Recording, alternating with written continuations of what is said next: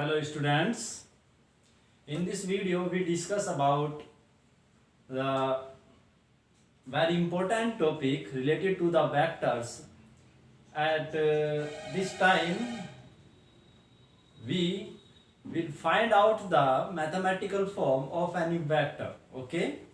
So see on the board. देखिए पिछले lectures में आपने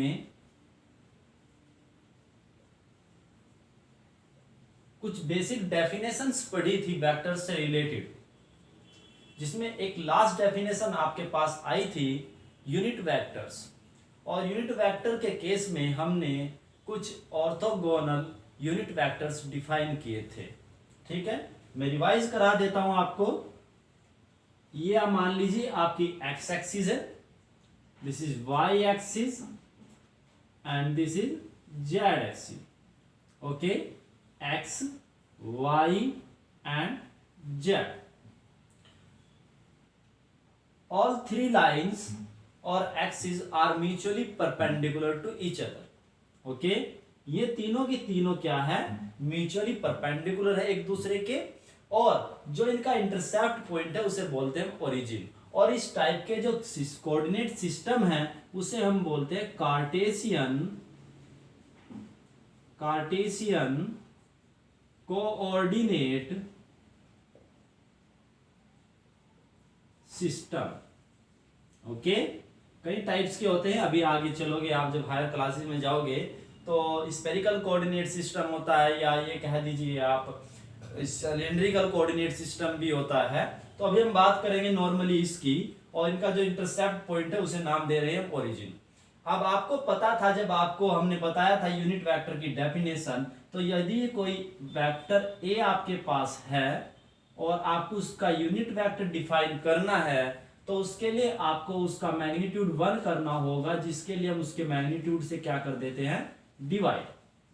ओके, तो ये आपका हो गया यूनिट वेक्टर। यहां से आपने निकाला था कि vector a equals to mod of vector a into a cap. देखिए यहां पर कुछ डाउट हो सकता है बच्चों को, फिर भी मैं आपको बता देता हूं। वहां पर मैंने बताया भी था कि जो आपका वेक्टर होता है उसके पास डायरेक्शन और मैग्नीट्यूड दोनों होते हैं। यहां पर ये जो है आपका मैग्नीट्यूड को रिप्रेजेंट कर रहा है, और मैग्नीट्यूड आप कैसे निकालते हैं geometrically, length of the arrow of that vector. तो उस वेक्टर का जो एरो होता है उसकी जो लेंथ होती है उससे हम किसे कैलकुलेट करते हैं, उसके मैग्नीट्यूड को। तो इसे इस तरीके से शो करते हैं बाय मोड। ठीक है, क्योंकि लेंथ आपकी कभी भी निगेटिव नहीं हो सकती, इसलिए मोड लगाकर यहाँ पर यूज किया जाता है। आप नॉर्मली यहाँ से वेक्टर हटाकर ए भी सिंपली यूज कर सकते हैं, कोई प्रॉब्लम नहीं। तो देखिए यहाँ से हमें क्या क्या कंक्लूजन निकला था। देखिए कि यदि आपको किसी भी वेक्टर फिजिकल क्वांटिटी को वेक्टर फॉर्म में रिप्रेजेंट करना है, तो उसे वेक्टर फॉर्म में रिप्रेजेंट करने के लिए आपको मैथमेटिकली उसकी डायरेक्शन के अलोंग जो यूनिट वेक्टर है वो डिफाइन करना होगा, और आपको उसका मैग्नीट्यूड यानी कि उस एरो की लेंथ भी आपको यूज करनी होगी। तो यहाँ पर सबसे पहले प्रॉब्लम आई थी इसकी, कैसे हम उसका यूनिट वेक्टर डिफाइन करेंगे सभी डायरेक्शंस में। तो आपको पता है कि यदि हम स्पेस की या 2D प्लेन की बात करें, XY प्लेन की, तो यहाँ पर कहीं भी कोई पॉइंट हो सकता है। अब इतनी सारी डायरेक्शंस को रिप्रेजेंट करना, कंसीडर करना उनके लिए सिंबल्स तो पॉसिबल नहीं है, बट हम ये जानते हैं कि जो आपका रियल स्पेस है उसे आप 3 डायरेक्शंस में डिवाइड कर सकते हैं। तो हमने 3 डायरेक्शंस एज्यूम की, x, y and z axis. Okay ना, तो हम ये कह सकते हैं कि यदि हम इन 3 एक्सिस के अलोंग, इन 3 डायरेक्शंस के अलोंग अपने यूनिट वेक्टर्स डिफाइन कर दे तो हमारा काम आसान हो जाएगा। तो वही काम आज हमें करना है। तो हम कंसीडर करते हैं कि along x axis unit vector is i cap, along y axis unit vector is j cap, and along z axis unit vector is k cap. अब आप देखिए यूनिट वेक्टर की डेफिनेशन से क्या मिल गया आपको कि इनका जो मैग्नीट्यूड होगा वो कितना होगा, 1 होगा। तो बताया गया था, नोट कर लीजिएगा आप, ऑर्थोगोनल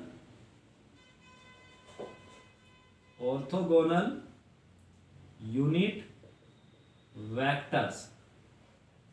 ऑर्थोगोनल मींस एक दूसरे के में क्या होंगे, परपेंडिकुलर होंगे। तो ऑर्थोगोनल यूनिट वेक्टर्स क्या आपके, अलोंग, यहां पर देखिएगा बहुत बेसिक में आपको बताया जा रहा है, अलोंग पॉजिटिव एक्स एक्सिस,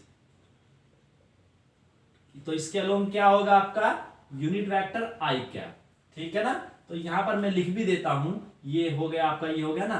तो अलोंग एक्स एक्सिस ये आपका ये है, तो यहां पर आपका क्या हो गया आई कैप, और यहां पर ले लीजिए आप मैग्नीट्यूड, क्या ले लीजिए मैग्नीट्यूड। तो इसका मैग्नीट्यूड जो है आपका आई कैप का कितना होगा 1, क्योंकि ये कैसा वेक्टर है यूनिट वेक्टर।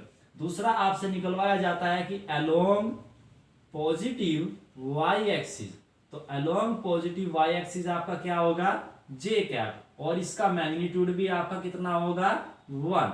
चलिए नेक्स्ट क्या है आपका अलोंग प्लस जेड एक्सिस, क्योंकि एक्सिस भी आपकी टू डायरेक्शंस में होती है, positive x axis and then negative x axis. तो इस डायरेक्शन में आपका हो गया के कैप। देखिए इसका मैग्नीट्यूड भी कितना होगा के कैप इक्वल्स टू 1। अब चलते हैं कि just opposite along negative x axis.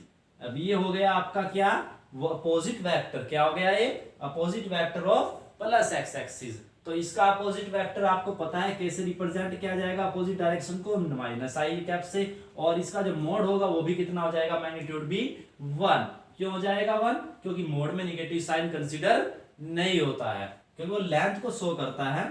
तो ये भी आपका क्या हो जाएगा अलोंग निगेटिव वाई एक्सिस, तो ये भी कितना हो जाएगा माइनस जे कैप, इसका भी मैग्नीट्यूड 1 होगा। और सिमिलरली आपका अलोंग जेड एक्सिस, इसका भी मैग्नीट्यूड आपका कितना होगा 1 हो जाएगा, और ये आपका डिनोट किया जाएगा के कैप से माइनस। तो इस तरीके से आप देखिए कि आपके जो 3 डायरेक्शंस हैं उनसे रिलेटेड यूनिट वेक्टर्स आपने कंसीडर किए, और उनके अपोजिट वेक्टर्स भी आपने डिफाइन कर दिए। अब हम कंसीडर करते हैं कि हम किसी पॉइंट की पोजीशन को कैसे रिप्रेजेंट करेंगे। तो अब आप चलते हैं नेक्स्ट टॉपिक पर। तो जो मेरा मेन टॉपिक है उसी के बेस पर फिर आपकी मैथमेटिक्स फॉर्म की जाएगी वेक्टर्स। देखिए बेसिकली आपको कुछ डेफिनेशंस बताई गई हैं, उन्हीं के बेस पर पूरी मैथमेटिक्स आपकी मैं यहाँ पर फॉर्म करूंगा। ऐसा आपको किसी बुक में इस तरीके से नहीं मिलेगा, इसलिए जरूर देखिए पूरी वीडियो को और सब्सक्राइब कीजिए। और यदि कोई डाउट हो तो कमेंट कीजिए, आपको वीडियो कैसी लगी कमेंट में लिखकर जरूर भेजिएगा। ओके चलिए अब आगे चलते हैं। अब हम डिफाइन करेंगे पोजीशन वेक्टर, क्योंकि सबसे पहले तो हमें एक पॉइंट ही डिफाइन करना होगा ना। जैसे मान लिया कोई ऑब्जेक्ट आपका मोशन कर रहा है या रेस्ट में है, तो वो कहां पर होगा किसी पॉइंट पर। फिर पॉइंट टू पॉइंट मिलाकर हम क्या फॉर्म कर सकते हैं, किसी कर्व को फॉर्म कर सकते हैं, किसी लाइन को फॉर्म कर सकते हैं। तो सबसे पहले जो हमें शो करना है वो किसे शो करना है, एक पॉइंट को। तो हम डिफाइन करेंगे पोजीशन वेक्टर। क्या डिफाइन करेंगे पोजीशन वेक्टर। ओके तो यहां पर हम डिफाइन करते हैं position vector of any point. Clear है ना। तो position vector of any point हम डिफाइन करते हैं। आप सबसे पहले पॉइंट की पोजीशन को यदि आपको डिफाइन करना है, ये पॉइंट आपको याद रखना होगा, क्योंकि न्यूमेरिकल्स में बहुत ज्यादा बच्चे मिस्टेक करते हैं। क्योंकि जो मैं यहां पर बताऊंगा पोजीशन वेक्टर से रिलेटेड वेक्टर और अनदर वेक्टर से रिलेटेड वेक्टर भी सेम टाइप के होते हैं, जिससे वहां पर न्यूमेरिकल्स में प्रॉब्लम हो सकती है। तो पोजीशन वेक्टर में किसका शो करना है, किसी पॉइंट का, और पॉइंट की जो पोजीशन होती है वो किसके रेस्पेक्ट में चूज की जाती है, ओरिजिन के। यदि ओरिजिन नहीं है तो आपका पोजीशन उस पॉइंट को आप डिफाइन नहीं कर सकते। तो सबसे पहले हम कंसीडर करते हैं कि आपके पास एक कोऑर्डिनेट सिस्टम है, और वो कोऑर्डिनेट सिस्टम आपके पास कौन सा है, कार्टेशियन कोऑर्डिनेट सिस्टम। देखिए इस बात से कोई फर्क नहीं पड़ता है कि आप एक्स एक्सिस यहाँ पर, वाई यहाँ पर, जेड यहाँ पर, या आप यहाँ पर वाई एक्स ले लीजिए, यहाँ पर वाई, या यहाँ पर जेड, या यहाँ पर एक्स वाई एंड जेड, आप कैसे भी ले सकते हैं, बट साइक्लिक ऑर्डर होना जरूरी है। तो चलिए हम यहाँ पर कोई पॉइंट कंसीडर करते हैं कि ये कोई पॉइंट P है, जिसके कोऑर्डिनेट्स क्या है आपके, कि कंसीडर कर लीजिए मैं x y and z consider करता हूं कि एक कोई पॉइंट है जिसके position coordinates with respect to origin आपके ये। चलिए यहां पर देखिए दोबारा, तो ये पोजीशन हो गई इसकी, और इसके ये क्या हो गए कोऑर्डिनेट्स। तो अब चलते हैं जरा इसे कैसे डिफाइन करेंगे, जरा थोड़ा सा सेंस में चलिएगा, काफी इजी हो जाएगा, क्योंककी आपको कुछ भी याद करने की जरूरत नहीं पड़ेगी यदि स्टेप वाइज आप मूव करेंगे। तो कंसीडर कर लेते हैं let us consider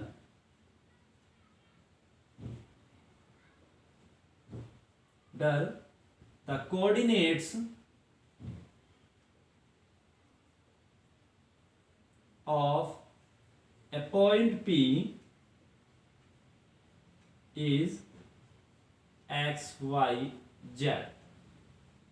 देन अब हमें क्या करना है, इसका पोजीशन वेक्टर डिफाइन करना है. तो देन पोजीशन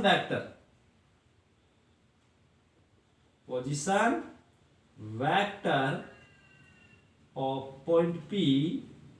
देखिए पोजीशन वेक्टर हमेशा किसी पॉइंट का होगा, इस बात को आप नोट कर लीजिएगा. Of point P is. अब आप देखिए जरा, यदि आपको इस पॉइंट P का पोजीशन वेक्टर डिफाइन करना है किसके रेस्पेक्ट में, ओरिजिन के, तो ओरिजिन के रेस्पेक्ट में मतलब यह है कि आप जो स्टार्टिंग करते हैं, ओरिजिन हमेशा लिया जाता है फॉर ऑब्जर्वर. तो ऑब्जर्वर आपका यहां पर है और वो ऑब्जर्वर इस पॉइंट P को ऑब्जर्व कर रहा है. तो ऑब्जर्व करने के लिए उसे यहां से अपनी जो आईज है यहां से वो कोई लाइट रे सेंड करेगा और यहां से चलकर वो कहां पर जाएगी, यहां पर जाएगी. तो इसका मतलब ये हुआ कि ओरिजिन से आप स्टार्ट करोगे और एंड करोगे यहां पर. तो अब आप बताइए, एक वेक्टर के जो एरो होता है उसमें क्या होता है, एक होता है स्टार्टिंग पॉइंट, एक होता है आपका एंड पॉइंट. तो ये उसका एंड पॉइंट हुआ और ये उसका हो गया स्टार्टिंग पॉइंट. तो ये एरो हो गया किसका, पोजीशन वेक्टर का. तो आपको डिफाइन क्या करना है, वेक्टर OP. तो कहां से चले आप, O से, और कहां पहुंच गए, P पर. Starting from O to end to P. तो इक्वल्स टू, क्लियर है ना. अब आप देखिए कैसे डिफाइन करेंगे. अब सेंस में आइए, यदि आपको ये कहा जाता है कि आपको इस पॉइंट P पर जाना है तो सबसे पहले आप क्या स्टेप लोगे, डेफिनेशन याद रखिएगा. यदि वेक्टर फॉर्म में किसी फिजिकल क्वांटिटी को डिफाइन करना है तो उसके लिए आपको क्या करना होगा, उसका मैग्नीट्यूड और इनटू उसकी डायरेक्शन के अलोंग आपको एक यूनिट वेक्टर की रिक्वायरमेंट होगी. तो देखिए इस पॉइंट P पर जाने के लिए स्पेस में है तो आपको सबसे पहले एक्स एक्स के अलोंग मूव करना होगा. एक्स एक्स के अलोंग जब आप मूव करो, कितने स्टेप मूव करोगे आप, x. तो अब आप बताइए एक्स एक्स के अलोंग आपने कितनी लेंथ मूव की, तो डिस्टेंस मूव की वो कितनी की, x. किस डायरेक्शन में मूव किया आपने, डायरेक्शन है आपकी एक्स एक्सिस के अलोंग, और एक्स एक्सिस के अलोंग आपका यूनिट वेक्टर क्या होता है, i कैप. क्लियर है ना. देखिए यहां पर आपको एक्स एक्सिस के अलोंग इधर चलना होगा, कितना चलोगे आप, डार्क कर लीजिए से चले, ये डार्क हो गया. तो कितना चलेंगे आप, यहां से लेकर यहां तक x, और ये कितना चले आप y. और z में हम दिखा नहीं सकते क्योंकि 3D स्पेस में है तो पॉसिबल नहीं है, यहां पर डायग्राम थोड़ा सा बेकार हो जाएगा इसलिए. ठीक है, तो x डिस्टेंस मूव किया आपने इधर की ओर, किस डायरेक्शन में, x i क्या प्लस. अब क्या कर रहे हैं आप, y डायरेक्शन में मूव किया आपने, कितनी डिस्टेंस मूव की, y. तो देखिए मैग्नीट्यूड आपका आ गया ना, लेंथ ऑफ द एरो आ गई, किस डायरेक्शन में, y डायरेक्शन में. y डायरेक्शन में आपका unit vector is j cap. Similarly आप ले सकते हैं यहां पर क्या,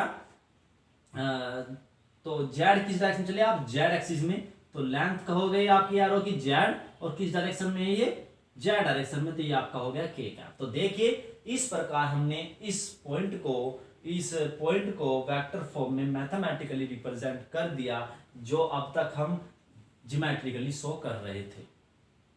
तो दो प्रकार के रिप्रेजेंटेशन हुए, एक मैथमेटिकल रिप्रेजेंटेशन और दूसरा आपका क्या हुआ, geometrical representation, and second is mathematical representation, geometrical and mathematical. Okay, तो ये हो गया. It is denoted by small r. तो इसे हम स्मॉल r से क्या करते हैं, डिनोट करते हैं किसे, पोजीशन वेक्टर को. तो और करके आप इसे लिख सकते हैं, vector OP equals to vector r equals to xi plus yj and plus zk. I think आपको पोजीशन वेक्टर क्लियर हो गया होगा. अब आप एक बात बताइए यहां पर कि जो ये आपका पोजीशन वेक्टर है, एक वेक्टर हुआ ना, तो इसके पास कौन कौन सी थिंग्स है, 2 थिंग्स होंगी, एक होगा मैग्नीट्यूड, दूसरा होगा डायरेक्शन. अब आप मुझे एक बात बताइए कि इसका मैग्नीट्यूड क्यों किसे शो करेगा, इस एरो की लेंथ, और डायरेक्शन क्या होगी, यहां से लेकर यहां तक.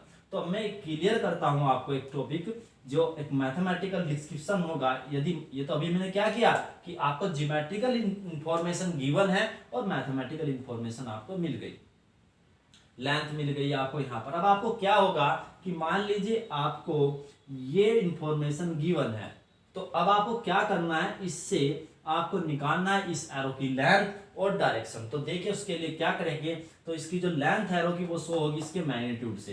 तो मैग्नीट्यूड निकाल लेते हैं, magnitude of vector r, clear है ना। तो मैग्नीट्यूड को आपको पता है कि शो करते हैं मोड बाय, इसका मोड ले लीजिए या मोड वेक्टर आर ले लीजिए, और आप इससे वेक्टर भी हटा सकते आर। अब आप बताइए इस एरो की लेंथ आपको निकालनी है, और एरो की लेंथ निकालने के लिए हम ज्योमेट्री कोऑर्डिनेट्स यूज कर सकते हैं, कोऑर्डिनेट ज्योमेट्री। आपको पता है ओरिजिन के कोऑर्डिनेट 0 0 एंड 0। अभी तक आपने शायद 2D पढ़ी होगी, 2D ज्योमेट्री, ये 3D ज्योमेट्री हो गई, कोई प्रॉब्लम नहीं है, मैं उससे ही मैच करके आपको कराऊंगा। यदि 2D XY वाली होती तो 2 0, और ये Z वाला है तो 3 0 आपका हो जाएगा। अब देखिए आपको इस एरो की लेंथ कैलकुलेट करनी है, तो लेंथ कैलकुलेट करने के लिए आपको क्या करना होगा, इस पॉइंट और इस पॉइंट के बीच की डिस्टेंस आपको कैलकुलेट करनी होगी। तो डिस्टेंस आपकी हो गई OP, क्लियर है ना। और 2 पॉइंट्स के बीच की जो डिस्टेंस है कार्टेशियन कोऑर्डिनेट ज्योमेट्री में आपने कैलकुलेट करना सीखा होगा कि √x2 - x1 का स्क्वायर प्लस y2 - y1 का स्क्वायर प्लस z2 - z1 का होल स्क्वायर का अंडर रूट, क्लियर है ना। तो इस तरह हम इसे लिख सकते हैं, आप यहाँ पर लिख लीजिए। तो x2 is x and -0 plus y2 - y1 is 0 square plus z2 is z and -z1 is 0 2 square. ये आपका हो गया। आप यहाँ पर देख लीजिए आप क्या हुआ, तो r इक्वल्स टू आपको मिल गया √x² plus y² plus z²। That means we can say that the magnitude of any position vector of that form is like that √ square of the coefficient of I cap plus square of the coefficient of j cap plus square of the coefficient of k cap। तो यदि आपको किसी भी vector का magnitude निकालना है, तो अब आपको रफली या डायरेक्टली क्या करना है कि जो आई कैप, जे कैप और के कैप के कोफिशिएंट्स आपको गिवन है, उनका स्क्वायर करके आपको ऐड करके उसका स्क्वायर रूट क्या करना है, निकालना है। उससे आपका इसका मैग्नीट्यूड निकल जाएगा। इस पॉइंट को भी आप रिमेंबर कर लीजिए। अब बात आती है डायरेक्शन की। तो डायरेक्शन दी जाती है किसी भी वेक्टर की उसके यूनिट वेक्टर से। तो यूनिट वेक्टर क्या होगा, आर क्या, यूनिट वेक्टर क्या हो जाएगा, unit vector of vector r, ये आपका हो जाएगा आर क्या, ऐसे शो करते हैं ना। तो vector r by its mod, mod आपका कितना हो गया, आर से सिंपली डिनोट कर सकते हैं ना। तो लिख दीजिए, तो ये आपका हो गया xi plus yj plus zk by क्या, √x² plus y² plus z²। तो आई थिंक आपको क्लियर हो गया होगा कि किसी भी वेक्टर का अब क्योंकि आपको मेनली इस पर काम करना है, ज्योमेट्रिकल वेक्टर्स, ज्योमेट्रिकल रिप्रेजेंटेशन पर आपको काम नहीं करना है, तो मैथमेटिकल रिप्रेजेंटेशन पर ही आपको यहाँ काम करना है। तो मैथमेटिकल रिप्रेजेंटेशन में मस्ट होगा कि ये आपको गिवन होगा, और इससे आपको 2 इंफॉर्मेशंस निकालनी होगी, मैग्नीट्यूड और उसका यूनिट वेक्टर। तो आई थिंक आपको क्लियर हो गया हो कैसे हमने किया, कैसे इसकी डायरेक्शन मेंशन की। तो अब यहाँ तक आपका होने के बाद आपने पोजीशन वेक्टर डिफाइन कर दिया, और उससे रिलेटेड कुछ इंफॉर्मेशन थी वो भी आपने कैलकुलेट कर ली। तो अब हम चलते हैं नेक्स्ट टॉपिक पर। तो नेक्स्ट टॉपिक में आपका क्या आता है, डिस्प्लेसमेंट। देखिए यहाँ पर एक पॉइंट था, इसे पॉइंट को आपने शो किया। देखिए अब हम बात करते हैं किसकी, हम बात करेंगे जैसे कि मान लीजिए आपके पास फोर्स है, क्लियर है ना। तो जब फोर्स आपके पास होगा वो उसका कुछ ना कुछ मैग्नीट्यूड होगा, उसकी डायरेक्शन होगी, तो उसे एक एरो से शो करेंगे। तो उसका एरो का एक स्टार्टिंग पॉइंट होगा, एक एंड पॉइंट होगा। तो ऐसे ही यदि हम विद रेस्पेक्ट टू ओरिजिन आप मान लीजिए कि कोई आपका एरो इस प्रकार का है, तो अब आप देखिए इसका स्टार्टिंग पॉइंट तो यहाँ पर था, बट इसका जो स्टार्टिंग पॉइंट है वो यहाँ पर है, और एंड पॉइंट आपका यहाँ पर है। अब इस एरो को आप कैसे वेक्टर फॉर्म में रिप्रेजेंट करेंगे, और इसका मैग्नीट्यूड कितना होगा, और इसकी डायरेक्शंस को कैसे शो करेंगे तो वो हमें निकालना है। तो इसे हम बोलते हैं कि यहाँ से यहाँ तक डिस्प्लेस हुआ, तो इसलिए बोला जाता है इसे फिजिक्स की लैंग्वेज में डिस्प्लेसमेंट वेक्टर। क्या बोलते हैं हम? डिस्प्लेसमेंट वेक्टर, क्योंकि इसका प्लेस जो है वो डिस्प्लेस हुआ ये इस पॉइंट से। देखिए इसके रेस्पेक्ट में एक पॉइंट ये रहा, इसके रेस्पेक्ट में एक पॉइंट ये रहा, और ये पॉइंट यहाँ पर तो इसका एंड पॉइंट फिक्स था, ये पॉइंट यहाँ से यहाँ तक क्या हुआ? शिफ्ट हो गया, डिस्प्लेस हो गया, इसलिए इसे बोलते हैं हम डिस्प्लेसमेंट वेक्टर। तो अब हम कैलकुलेट करेंगे डिस्प्लेसमेंट वेक्टर। क्या इसे नोट कर लीजिएगा अपनी नोटबुक में, काफी इंपॉर्टेंट थिंग्स हैं, ये आपको बुक्स में नहीं मिलेगी, और ये एक्सप्लेनेशन जो हम बता रहे हैं तो इन्हें भी नोट करने की कोशिश कीजिएगा, क्योंकि मैं जो भी आपको यहाँ पर बता रहा हूँ टोटली बेसिक से बता रहा हूँ। यदि आपको कंसेप्ट समझ में आ गया तो मुझे नहीं लगता कि आपको ये याद करने की जरूरत होगी। कोई भी पॉइंट ऐसा नहीं है जिसे मैं आपसे ये कह रहा हूं कि इसे आप याद कर लीजिए, बिल्कुल बेसिक से आपको लेकर चला जा रहा है। तो ठीक है, चलिए नेक्स्ट इस पर, तो डिस्प्लेसमेंट वेक्टर। देखिए इसी से अब कैसे फॉर्म करेंगे हम डिस्प्लेसमेंट वेक्टर, ये भी देखिएगा आप। चलिए तो डिस्प्लेसमेंट वेक्टर को कैलकुलेट करते हैं। तो सपोज कर लीजिए कि आपका ये पॉइंट P है, और आप इस पॉइंट P से यहाँ पर पहुंच गए पॉइंट Q पर। तो इसका पोजीशन वेक्टर आपका कुछ ना कुछ होगा, तो इसका पोजीशन वेक्टर ये हो गया, और इसका पोजीशन वेक्टर आपका ये हो गया इस पॉइंट का। क्लियर है ना? तो हम पॉइंट्स के लिए पोजीशन वेक्टर की बात करेंगे, और आपको कैलकुलेट करना है ये यहाँ से लेकर यहाँ तक का ये वेक्टर, है ना? तो यहाँ पर लगा दिया, बट वहीं पर आपको लेना है क्योंकि ये फिर डाउटफुल हो जाएगा। तो ये अब इनके कुछ ना कुछ कोऑर्डिनेट्स होंगे। सपोज कर लीजिए कि ये coordinate x1, y1 and z1, यहाँ पर जो कोऑर्डिनेट है वो x2, y2 and z2। Clear है ना? और तो अब आप देखिए डिस्प्लेसमेंट वेक्टर, डिस्प्लेसमेंट वेक्टर। तो अब आप देखिए यहाँ पर पोजीशन वेक्टर हमने नोट कर लिए हैं। तो पोजीशन वेक्टर ऑफ P, यहां पर आप देख लीजिए पोजीशन वेक्टर ऑफ P क्या हो गया आपका? Vector OP is equal to, बताइए, जैसे हमने पीछे बताया तो ये आ गए ना, तो इसे लिख सकते हैं x1 i cap, y1 j cap and z1 k cap. ऐसे ही तो बताया गया ना। Position vector of Q। अब आप बताइए Q का पोजीशन वेक्टर आपका हो जाएगा, starting point is O and end point is Q, तो from O to Q is this, and x2 i cap plus y2 j cap plus z2 k cap.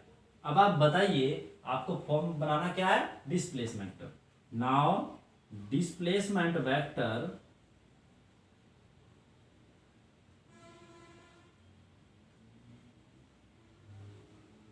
तो क्या हो गया आपका? Displacement vector is PQ।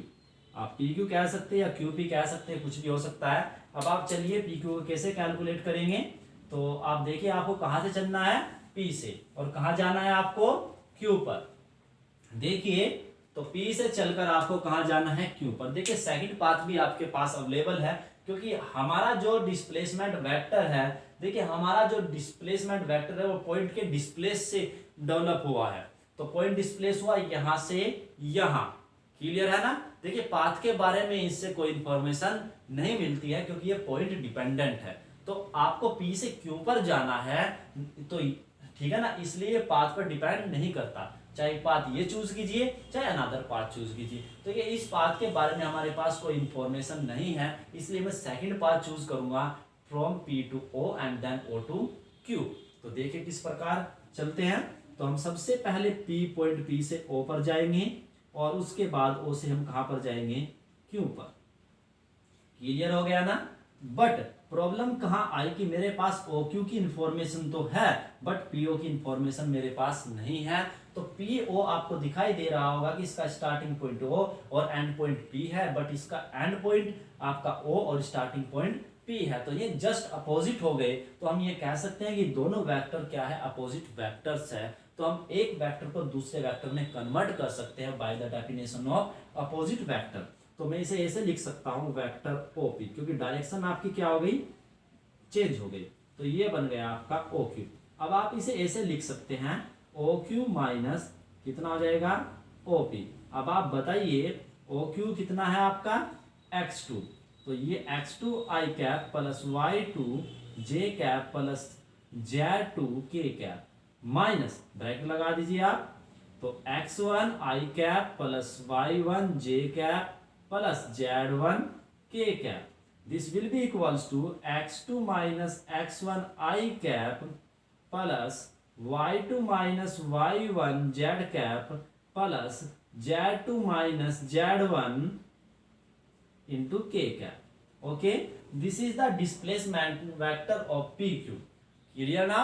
तो आप देख सकते हैं यहाँ पर कि कैसे हमने किसी भी वेक्टर का डिस्प्लेसमेंट वेक्टर निकाला। अब आप बताइए, जो मैं आपको कह रहा था कि डिफरेंस किसमें है, अब आप देखिए पोजीशन वेक्टर और डिस्प्लेसमेंट वेक्टर में, या सिंपली कह सकते हैं किसी वेक्टर में कितना बड़ा डिफरेंस है। तो यदि आपको सिंपली वेक्टर कहता है तो आपको कुछ भी करने की जरूरत नहीं है, लेकिन यदि उसने आपको पोजीशन वेक्टर कह दिया तो आपको कोई भी मैकेनिज्म करने के लिए उसे सबसे पहले वेक्टर में कन्वर्ट करना होगा।